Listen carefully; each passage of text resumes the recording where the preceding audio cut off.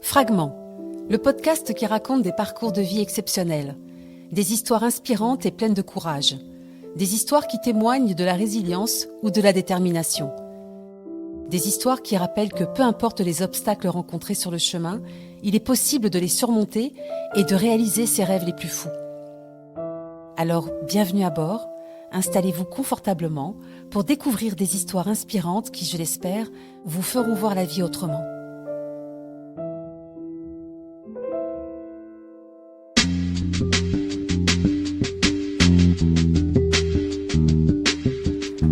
Bonjour Igor. Bonjour Nadia. Merci d'avoir pris la route depuis Rouen. Igor, tu es un homme extraordinaire. D'abord parce que tu as osé écrire quelques mots qui font des pages pour te raconter, mais aussi redonner un visage, un bout d'espoir à ceux que tu as raccompagnés. Derrière cette porte qui fait peur à certains, la mort. Et puis aussi parce que tu es un homme de valeur, sans compromission. Et qu'aujourd'hui, je voudrais que les auditeurs entendent cette voix et te dire merci pour toutes les mains tenues au moment du dernier souffle. Igor, tu arrives dans ce monde un jour d'octobre à Villeneuve-Saint-Georges, en banlieue parisienne, et tu passes une grande partie de ton enfance à Saint-Maur. Quels étaient les rêves du petit Igor et c'était comment de grandir en banlieue ? Bon, c'était une enfance en banlieue. Déjà, c'était une banlieue la gauche bobo. Saint-Maur-des-Fossés, c'était plutôt la belle banlieue de la gauche à côté de Créteil. Et puis les rêves d'enfance, c'était essentiellement jouer avec les copains, avoir une famille aimante, ce qui était le cas. Et puis j'avais pas de rêve particulier, si peut-être l'envie d'être pilote. Ça, c'était un rêve. Le vrai rêve d'enfance, c'était celui-là qui existait, mais qui j'ai pas acheté d'avion ou j'ai pas essayé de regarder les avions. C'était un rêve. Tes parents, Marie-Thérèse et André, sont originaires d'Auvergne. Que sais-tu de leur histoire ? Comment se sont-ils rencontrés ? Alors c'est une histoire un peu, c'est deux trajets particuliers. Ma mère était fille d'une maman ancienne résistante, mais divorcée, et ce qui à leur époque était un peu compliqué. Puis veuve, et mon père avait une famille son père était journalier et sa mère était, elle travaillait en faisant des ménages ou travaillait dans les fermes.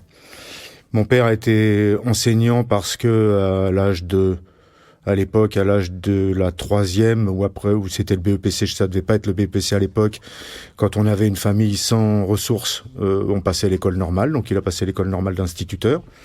Et ma mère, qui était sur une famille un peu plus aisée, avait passé la faculté et avait le CAPES. Donc ils se sont retrouvés, en fait, à un moment sur un examen, et ils se sont rencontrés, et puis tout est parti.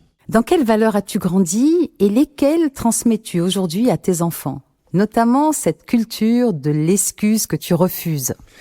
Alors les valeurs dans lesquelles j'ai grandi, elles sont... Je sais pas si la société change. Alors moi j'ai grandi à un moment où la valeur essentielle c'était le travail.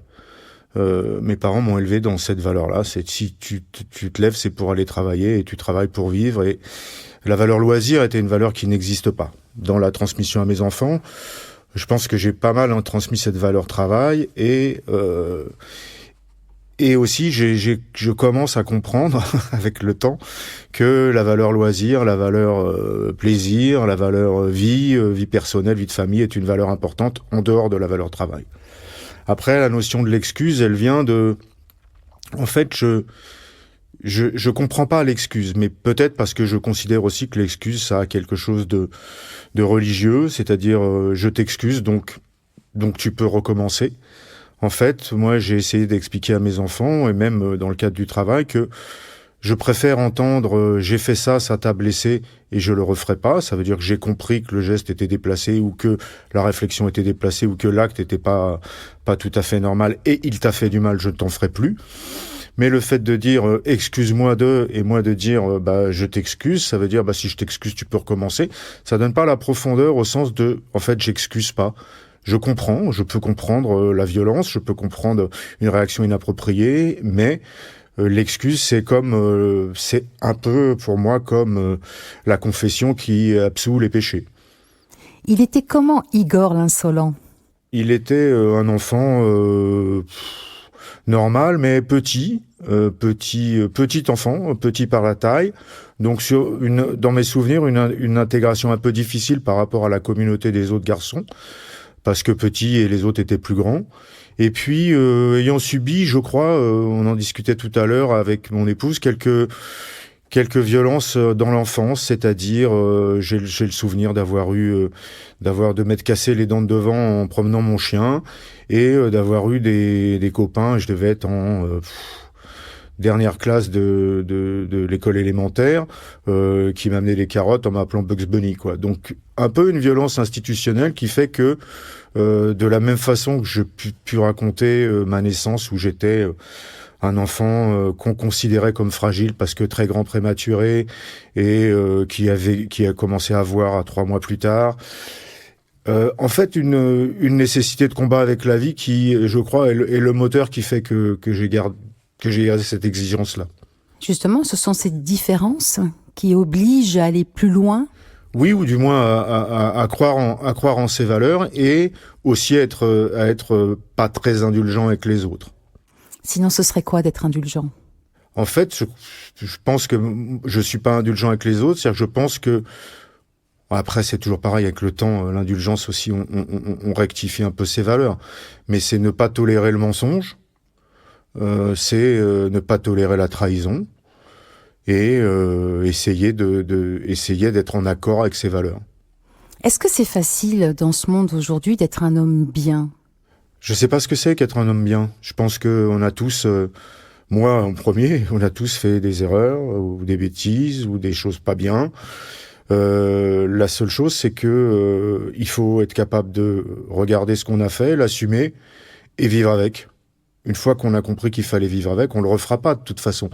On refera pas son passé, donc le passé est là, avec des erreurs, avec sûrement des gens que j'ai blessés, avec sûrement des choses inappropriées, mais je dis pas que je les regrette pas, encore que c'est que simplement je suis obligé de vivre avec, quoi. Certains font médecine par vocation. Toi, c'est presque le fait du hasard. Ouais, en fait, j'ai dit au début, j'avais complètement le rêve d'être pilote de chasse. Donc j'ai fait un bac normal et j'avais un problème de vue à la naissance qui a été corrigé et puis qui n'a plus existé après.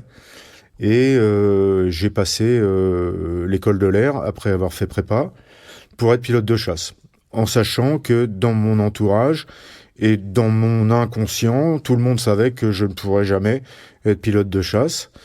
Mais c'était ce que j'avais envie de faire. Donc je suis allé jusqu'au bout. Et puis au test physique de l'école de l'air, ils m'ont trouvé une mauvaise vision du relief due à un défaut de symétrie dans les yeux. Et donc une incapacité totale à être définitivement pilote de chasse. Et là, alors que j'étais en classe prépa, ça a été le gros échec de ma vie, on va dire, mais c'était finalement un échec qui n'existait que parce que j'avais refusé une réalité ou que je n'ai pas voulu voir une réalité qui existait antérieurement. Donc ça a été cet échec-là, et à partir de là, j'ai réfléchi à ce qui m'intéressait et je me suis orienté vers la médecine à ce moment-là. Et pourquoi ce choix de la réanimation comme spécialité ? Parce que en fait, quand j'ai démarré la médecine, je voyais les camions du SAMU j'ai démarré la médecine à l'hôpital Saint-Antoine, à Paris, dans le 11e, et je voyais les camions du SAMU qui rentraient et qui sortaient. Et j'avais ce rêve de me dire, c'est intéressant de sauver des vies. Et un jour, je suis allé voir le responsable du SAMU à l'époque, et ma vie a toujours été faite de ces histoires, qui sont des rencontres et des histoires d'amour avec des hommes ou des femmes, mais professionnellement, qui m'ont permis de me développer. Et cet homme m'a dit, si tu veux travailler dans notre spécialité, il faudrait que tu me donnes une garde par semaine pendant toute ta scolarité. Mais il faut que tu comprennes que nous, avec des réserves sur le propos, parce qu'il ne faut pas qu'il soit mal interprété, mais que dans cette spécialité qui était la sienne et qui est la mienne aujourd'hui, on est toujours confronté à ces échecs. Donc en fait, on ne peut jamais être fier. Un chirurgien, encore une fois, je n'ai pas aucun jugement de valeur sur le métier de chirurgien, mais un chirurgien va réussir une intervention, et quand on a un patient, la première greffe du cœur, on se souvient du chirurgien qui a réussi cette greffe du cœur. On oublie peut-être, ou on ne sait pas, qu'il y avait une équipe d'anesthésistes, de réanimateurs, qui se sont occupés d'un patient, parfois des nuits et des jours pour lui sauver la vie. Et puis qu'il y a peut-être eu beaucoup d'échecs également. Et ce métier où tu peux pas être fier de toi parce que t'es obligé de travailler tout le temps pour être bon, le jour où tu travailles plus, où tu n'avances plus, tu deviens mauvais. Donc ça, faut juste le savoir. Ça évite d'avoir la grosse tête. C'est un métier sans grosse tête. Je crois que c'est ça qui m'a plu chez ce qu'on m'a expliqué au départ. Et la colère? Je suis pas certain d'avoir de la colère en moi. Je suis pas certain d'avoir de la colère. J'ai la colère contre l'injustice, ce qui fait que, oui, si, peut-être qu'il y a de la colère contre l'injustice, parce qu'il y a des choses que je trouve aberrantes, mais que je trouvais aberrantes enfant, peut-être des réflexions avec des enseignants, c'était toujours défendre l'opprimé, mais parce que je crois que c'est aussi une part de mon identité, d'essayer de me respecter, même si c'est pas toujours simple, et de respecter les autres. Et je respecte les autres quand ils sont conformes aux valeurs d'humanité qu'on a pu me donner. Et puis il y a ce livre en 2023, Vivre avec la mort. Pourquoi ce titre? Mais surtout, comment est venue l'idée de l'écrire et pour qui? Le titre initialement, et en fait il était déjà déposé, c'était Mon ami la mort. Et puis c'est devenu Vivre avec la mort. Et pourquoi c'était un moment je crois qu'on s'était rencontré avec ma femme, on réfléchissait, et puis le premier événement, je le sais en fait, c'est l'attentat du Bataclan. Et après l'attentat du Bataclan, j'entends et puis ça s'est poursuivi sur plein d'autres choses et sur le Covid derrière. J'entends les radios, les télés qui égrènent les morts. Et en fait, c'est une chose qui me choque incroyablement et que je ne comprends pas, c'est comment je peux entendre et m'habituer à 10 morts, 20 morts, 60 morts, 100 morts. Et en fait, à ce moment-là, j'ai créé un groupe à l'époque en disant aux gens que ça pouvait intéresser de dire, en fait, ce qui se passe là, est-ce que c'est normal qu'un gamin se fasse exploser avec une ceinture d'explosifs aujourd'hui? Qu'est-ce qu'on a loupé? Parce que moi, je suis un parent, je suis plus un gamin. Et qu'est-ce qu'on a loupé dans l'éducation pour qu'on en arrive à cette violence-là qui s'exprime de cette manière? Et on avait créé à l'époque un groupe qui se réunissait. Tous les gens qui avaient, c'était sur Facebook, tous les gens qui avaient liké ce truc-là, on s'est réunis pour discuter un petit peu ensemble de qu'est-ce qu'on pouvait faire. Ou du moins de discuter de ce qui nous occupait. Et ça m'a permis à moi aussi de me confronter à des gens qui avaient des idées totalement opposées aux miennes, notamment politiques, mais de comprendre qu'il pouvait y avoir des versions différentes. Mais l'idée initiale du livre, c'est de se dire, un mort, c'est un mort. Et on peut jamais imaginer que 30 morts, ça existe. Mais ces 30 morts, c'est 30 fois une personne qui perd quelqu'un, ou une famille qui perd quelqu'un. Et ce c'est celui qui fait tout, en fait. Il en suffit d'un pour que ce soit dramatique.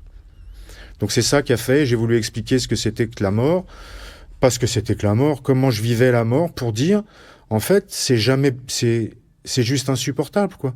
C'est juste insupportable. Alors peut-être qu'on peut améliorer notre prise en charge. En tout cas, moi, j'ai une vision de la prise en charge des patients.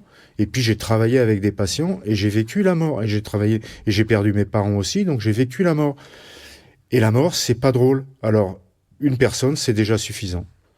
Et je crois que c'est ça qui m'a motivé. La deuxième chose qui m'a motivé, c'est aussi d'expliquer peut-être à mes enfants au cours de mon existence avec eux, j'ai eu des moments où j'étais peut-être pas présent, peut-être pas à l'écoute, peut-être pas suffisamment attentif, parce que ce que je vivais à l'extérieur, je vivais un monde, et le monde de la réanimation en est un, hostile, confronté à des peines importantes, et que peut-être ça a imprimé quelque chose sur ma vie. Donc c'est un peu mon analyse en même temps, le livre.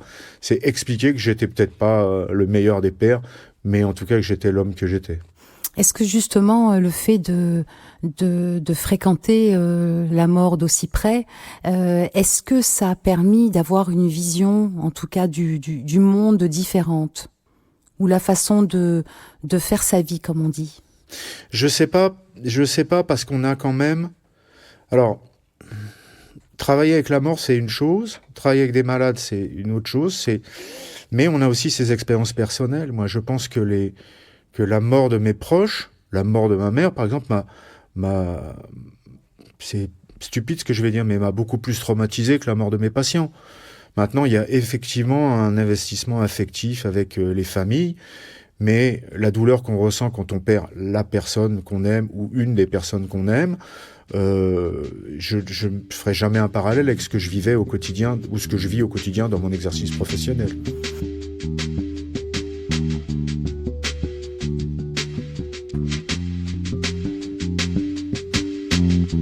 Il y a un débat qui anime actuellement une partie de nos compatriotes sur le droit à mourir, dignement, entre guillemets. Et cette idée que si notre corps nous appartient, notre mort aussi. Toi qui cours après le souffle de la vie, qu'en penses-tu?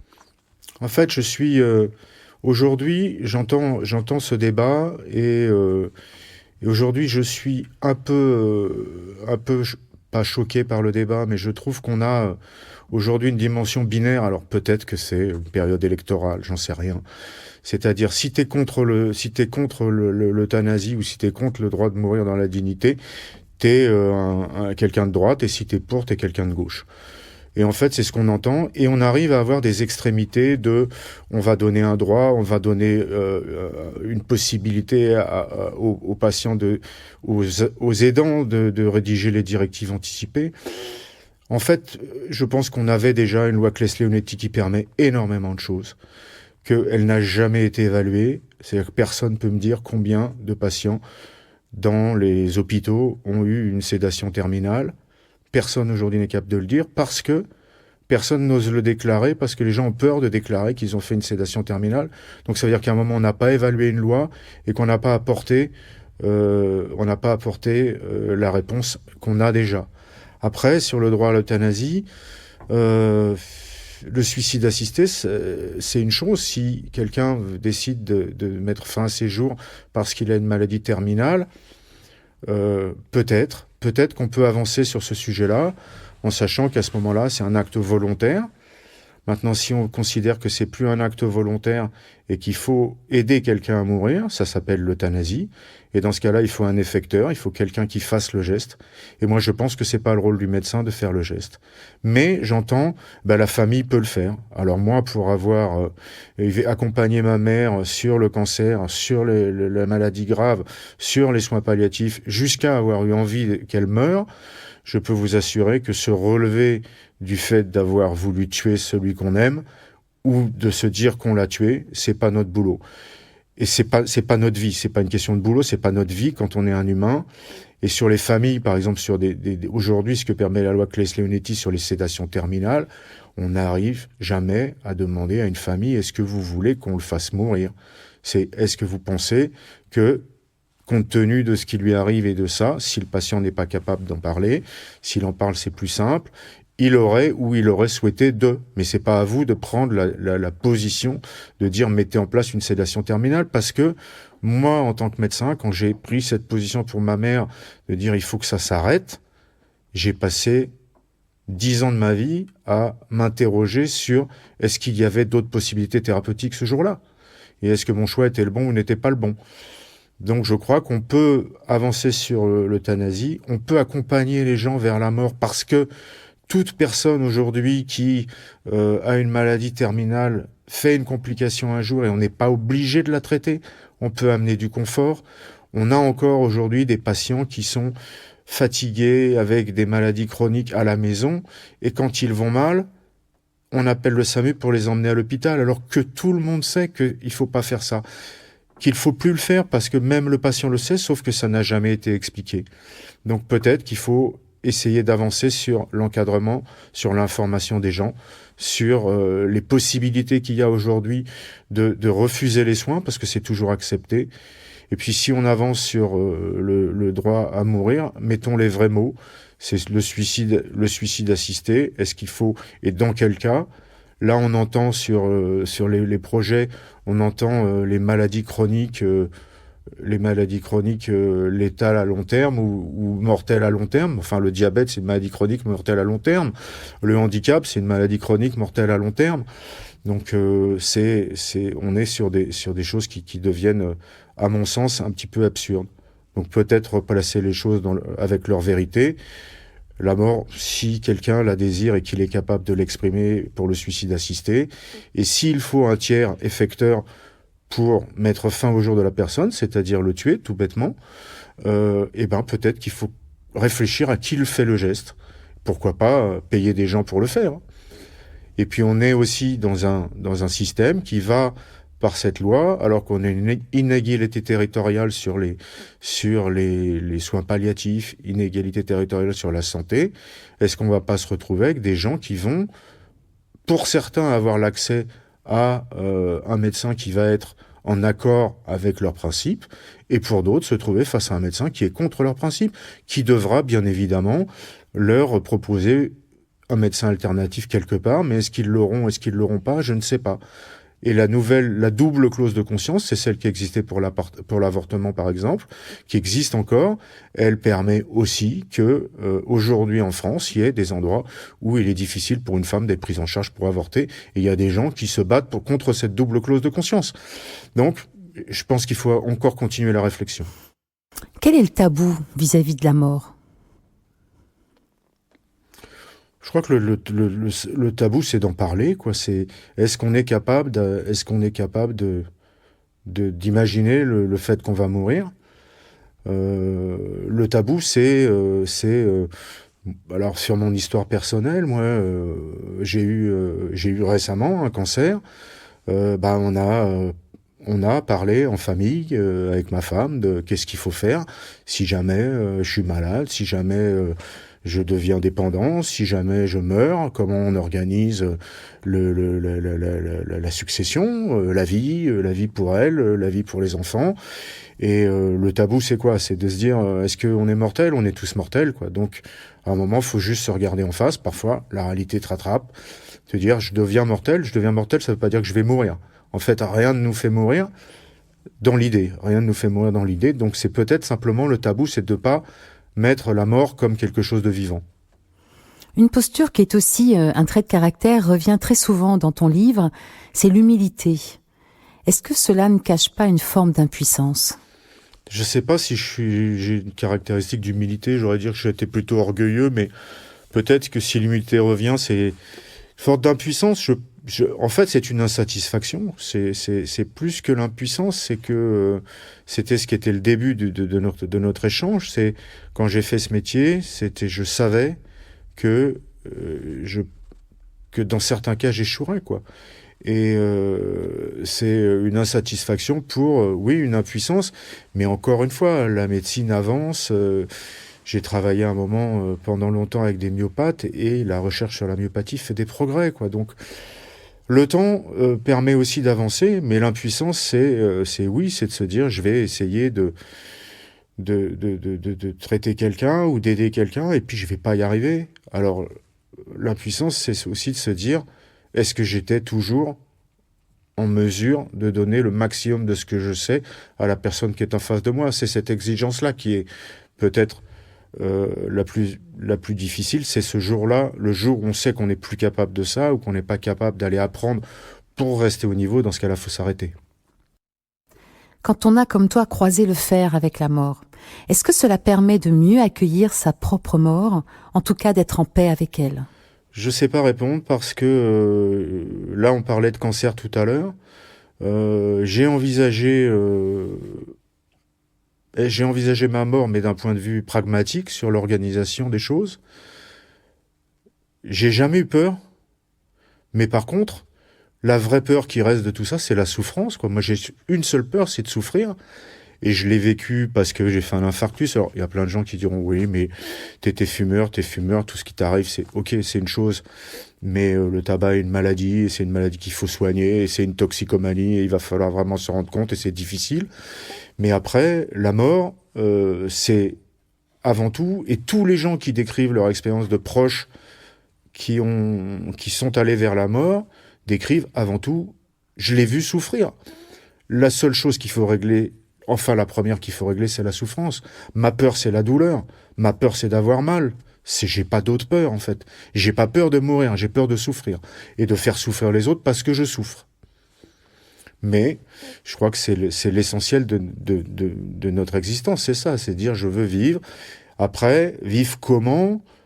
J'ai aussi travaillé avec des gens âgés en réanimation, des gens jeunes, et je sais aussi que la vision de la vie qu'on a quand on a 80 ans et quand on a 20 ans, en interrogeant les mêmes personnes, les enfants vont dire ben, mon père, il faut qu'il marche ses 10 km par jour parce qu'il l'a toujours fait. Et le monsieur ou la dame qui a 80 ans va dire, moi, si je suis à 40 mètres du café et que je peux aller boire mon café le matin, ça me suffit. C'est-à-dire qu'on n'a pas les valeurs, on n'a pas les mêmes valeurs au même moment de sa vie. Moi, je roule en moto. Quand j'étais jeune, je me suis toujours dit, ou j'ai toujours dit à mes potes, si jamais je me casse la gueule et que je suis tétraplégique ou paraplégique, je préfère mourir. J'ai travaillé à Garches, j'ai jamais vu un paraplégique qui dise pas, je préfère mourir. Que l'accident, mais quand ils sont traités, mais quand ils ont surtout les moyens de vivre avec le handicap, le raisonnement change. J'ai accompagné de façon anecdotique, enfin c'est anecdotique, mais j'ai accompagné dans sa fin un monsieur qui était le plus vieux paraplégique de France. Il avait été paraplégique après un accident de voiture en Afrique, sauvé par un copain qui était coopérant à lui à l'époque, et il avait été tétraplégique pendant plus de 40 ans. Et c'est la seule question qui m'intéressait le jour où c'était la fin. On passe une nuit tous les deux et c'était une belle nuit, même si c'était la dernière. Et la seule question que je voulais lui poser, c'est et si tu devais refaire aujourd'hui, est-ce que tu changerais ta vie? Et en fait, il me dit non. Et là, on est obligé de réfléchir parce que ce gars-là, il a jamais eu la même vie que moi.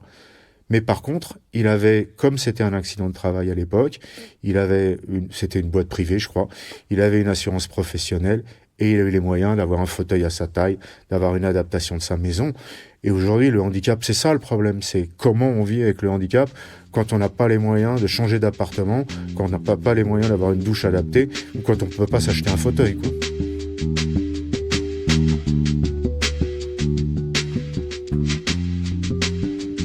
Ta maman, Marie-Thérèse, la première femme qui t'a aimée et la première qui t'a quitté. Tu peux nous la raconter un peu? C'était une femme très dynamique.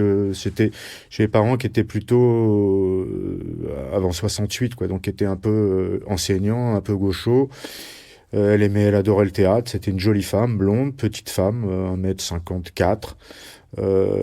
Qui portait à l'époque les ceintures très serrées, très coquettes, qui aimait bien recevoir des amis, qui était très attentive à ses enfants, enseignante, qui était prof de maths. Elle a d'ailleurs, à l'époque, on faisait des orientations en fin de 5e, je crois, pour les enfants, et j'avais un copain qui était en échec scolaire, mais qui avait perdu son papa.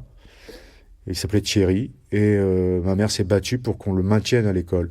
Il est devenu toubib. Il aurait pu passer à l'époque en cycle court, je sais plus ce que c'était après la 5e. Et elle donnait des cours particuliers pour aider des enfants en dehors de ses heures de cours. Elle travaillait au collège. Ça a été ma prof. Je l'ai eu comme prof de maths pendant 2 ans. Elle estimait que entre la 6e et la 5e, c'était le moment où on pouvait savoir ce qu'allait devenir un enfant et comment il allait évoluer. Et je crois que c'est les pires années de sa vie quand elle m'a eu comme prof, parce que sans jamais m'avoir aidé à faire mes devoirs, et elle savait toujours quand j'avais pas fait, ou quand t'es enfant, tu comprends pas et comme c'était ma mère, dans la classe, on s'engueulait le soir parce qu'elle me reprenait, ou elle était plus exigeante qu'avec les autres. Peut-être, mais en tout cas, ça m'a sûrement aidé à grandir aussi. Et puis voilà, c'était une sacrée bonne femme qui a eu le malheur de mourir d'un cancer dans un mensonge qui m'a, je crois, permis ou imposé de ne jamais offrir le mensonge, quoi. Parce qu'en fait, elle avait un cancer du sein. Et initialement, j'avais vu 2 cancers sur 2 seins. En fait, son médecin lui avait dit non, c'est un seul cancer. Puis 1 an plus tard, c'était effectivement 2 cancers.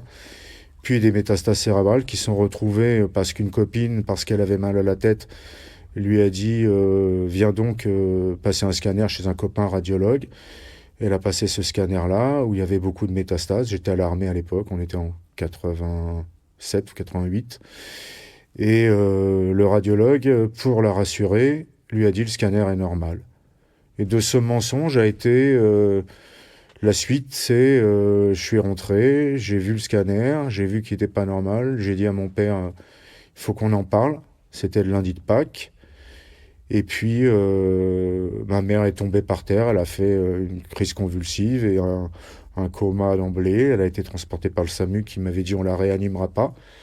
Donc elle a jamais pu savoir qu'elle avait un cancer métastasé, sauf qu'ils l'ont réanimée et qu'elle a vécu, et qu'ils ont dit à mon père qu'elle avait 3 mois à vivre et qu'elle a vécu 2 ans.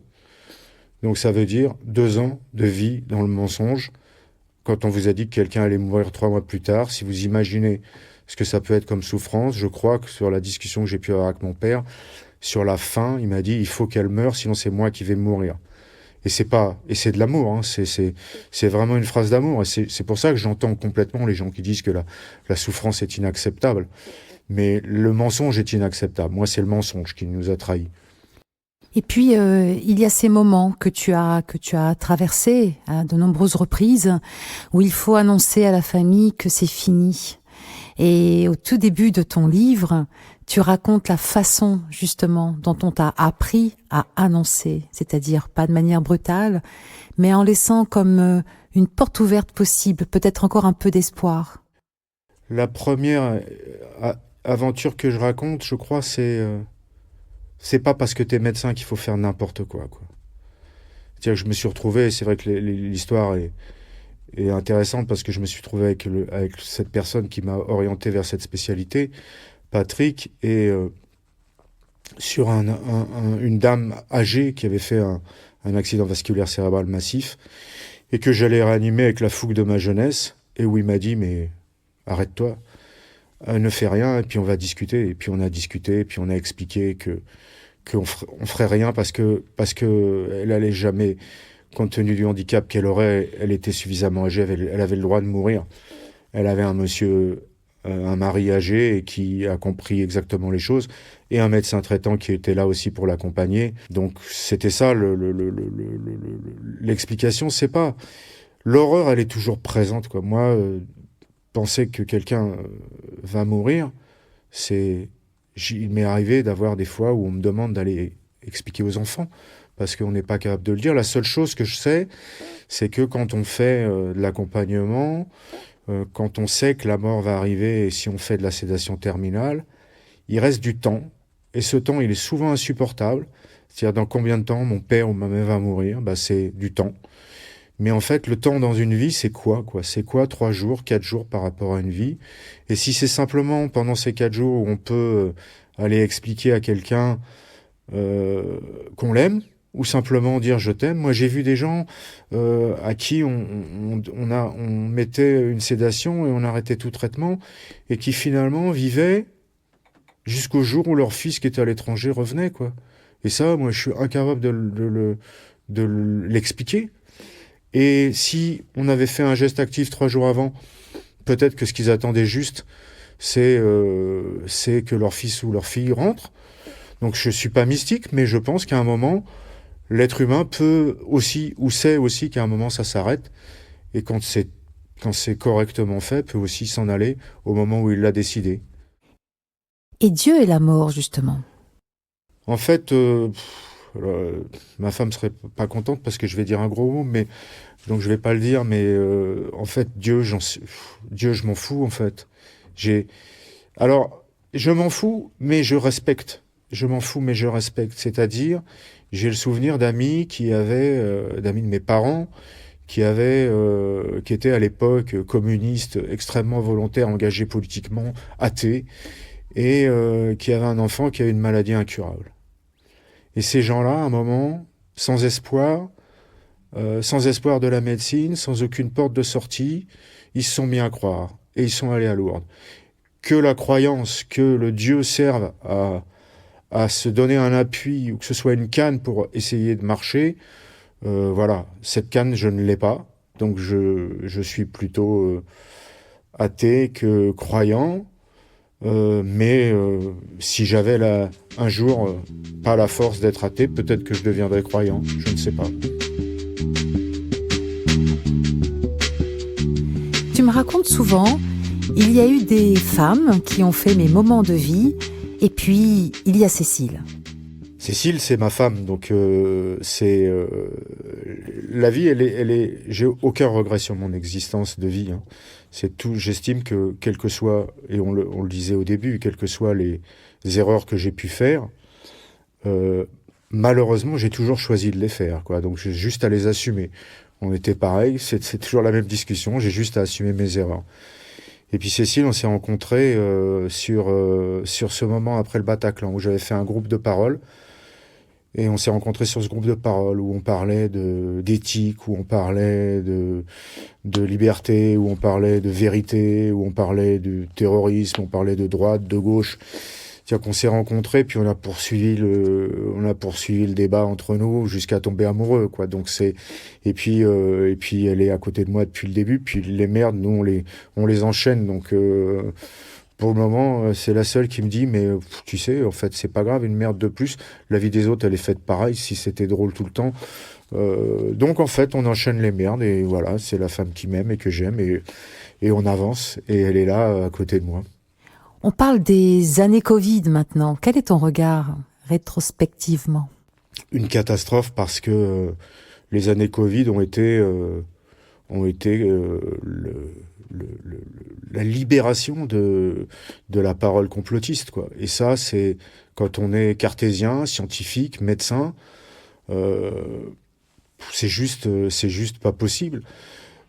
J'ai le souvenir d'avoir dit à mes proches, il y a un gars à Marseille qui sort une étude sur un médicament qui doit pouvoir sauver des vies. Si c'est ça, c'est exceptionnel. Et puis j'ai lu l'étude et j'ai dit c'est de la merde, quoi. Et cette merde, elle a quand même alimenté la polémique pendant des années. Il y a des gars qui se sont battus. Le Covid, il a mis en évidence plein de choses. Il a mis en évidence d'abord des complotistes qui sont sortis du lieu, alors la liberté individuelle, etc. Mais à un moment, dans les services de réanimation, le Covid, ça tuait, quoi.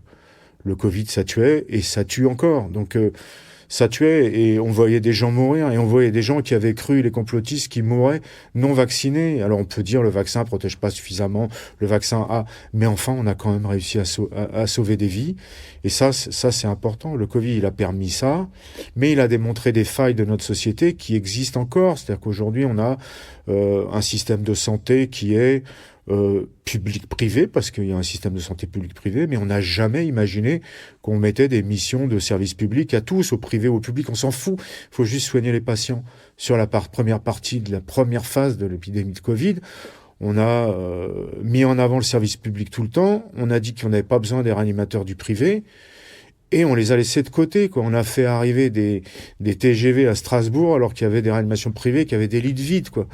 C'est-à-dire qu'on est encore, en fait, le Covid a montré tous les défauts qu'on pouvait avoir dans notre société, mais il a aussi montré toute la force de l'intelligence humaine qui a fait que, collectivement, il y a des gens qui ont réussi à trouver un vaccin, sûrement imparfait, mais ce vaccin, c'est aussi la porte d'entrée à, là, je crois qu'il y a l'ARCO en ce moment, des thérapies particulières. C'est une grande avancée de la recherche qu'on a gagné dans la recherche grâce au Covid, grâce à l'Europe, grâce aux fonds qu'on a pu mettre ensemble. On a gagné 20 ans ou 30 ans de recherche. On va découvrir des vaccins contre les cancers. On commence à en avoir sur le chikungunya. On en a sur le palu. Donc, ouais, le Covid, c'était une grosse merde. Ça a fait souffrir beaucoup. Ça a fait beaucoup de mal. Mais ça a permis aussi d'avancer. Mais par contre, sur le ressenti des gens qui travaillaient dans les réanimations, et qui ont vu partir des gens, je crois que c'est la pire épreuve de leur vie, quoi. Parce que là, les morts, on les comptait pas. Si tu avais une baguette magique, que changerais-tu dans ta vie et dans le monde?